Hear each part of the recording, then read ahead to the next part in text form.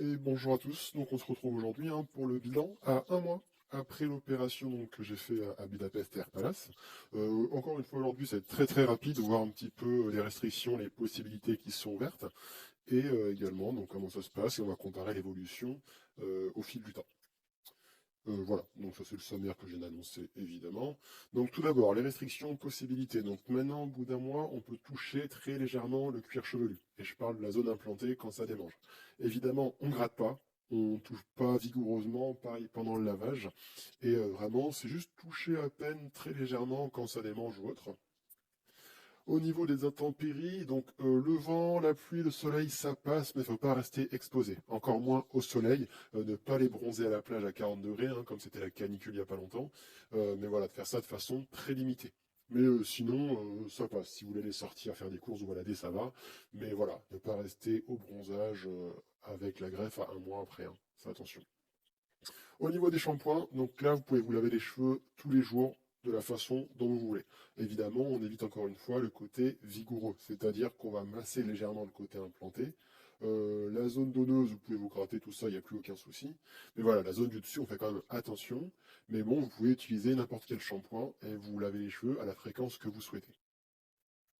Le sommeil est normal, on peut redormir sur le côté, etc. Moi, un mois encore après, je restais sur le dos. Je ne veux toujours surtout pas toucher le cuir chevelu. Je veux vraiment que l'opération se passe bien. Donc, je reste sur le dos. Mais d'après eux, d'après la clinique, vous pouvez tout à fait dormir de façon normale. On peut reprendre la cigarette, l'alcool également, et les chapeaux. Ça, c'est enfin cool. Vous pouvez porter un chapeau léger au quotidien, tout simplement. Alors attention, quand vous le mettez, quand vous l'enlevez, il ne faut pas que ça frotte trop fortement la zone implantée. C'est vraiment pour protéger du soleil quand vous sortez, quelque chose de léger, en paille ou autre. Mais attention au frottement et surtout à ne pas serrer votre cuir chevelu. Aucune friction. Et le sport, ça c'est vraiment le côté cool. Donc après 4 semaines, vous pouvez enfin faire des exercices autorisés, c'est autorisé, des exercices légers. Donc moi j'ai attendu 5-6 semaines pour être sûr et j'ai repris le sport et ça me manquait énormément. Mais ça c'est le gros plus après un mois. L'évolution des cheveux à un mois, comment ça se passe? Donc là à gauche c'est le cuir chevelu à J plus 30 exactement, donc un mois. On peut voir que, on va le comparer après, que tout est tombé, quasiment. Donc là, on voit vraiment qu'il n'y a plus aucun greffon greffé, et c'est vraiment mes cheveux initiaux, vraiment de base. On peut voir ici sur le côté que les golfs sont quasiment vides, il y a des trous un petit peu partout, et là aussi les golfs sont assez clairsemés. Cette partie-là, et là elle est assez dense, mais c'est mes cheveux de base, c'est pas la partie implantée, donc voilà.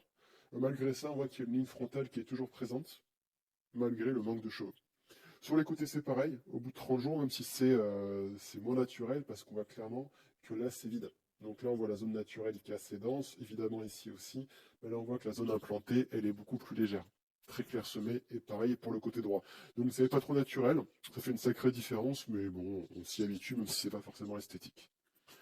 Pour comparer, donc à gauche, j'ai mis la photo de J+1 pour vous montrer un petit peu la position des greffons de base. Et à droite, J+30. Donc on voit clairement que tous ces greffons-là, d'ailleurs, comme je disais, ça a été mal fait, ça ne va pas jusqu'au bout, ça ne va pas jusque-là, ils ont disparu dans la quasi-totalité. Je sais que je dis à chaque vidéo, mais encore une fois, c'était mal fait, je préfère le prévenir.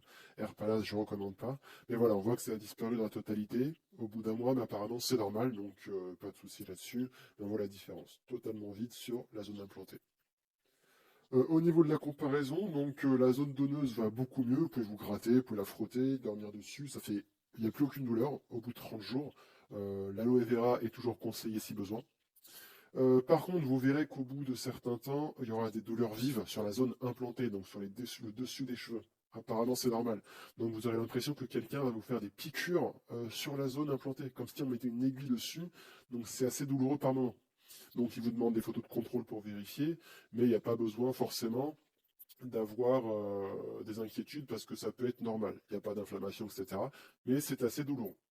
Et comme vous l'avez vu, donc les greffons sont tombés sur la totalité. Voilà, donc c'était assez rapide comme je vous disais. Merci beaucoup d'avoir vu la vidéo. On like, on s'abonne pour suivre les aventures de mes cheveux. N'hésitez pas à poser vos questions si besoin, et je serai là pour y répondre. Donc voilà, merci beaucoup à vous, et je vous dis pour une prochaine vidéo. À bientôt. Ciao, ciao, ciao.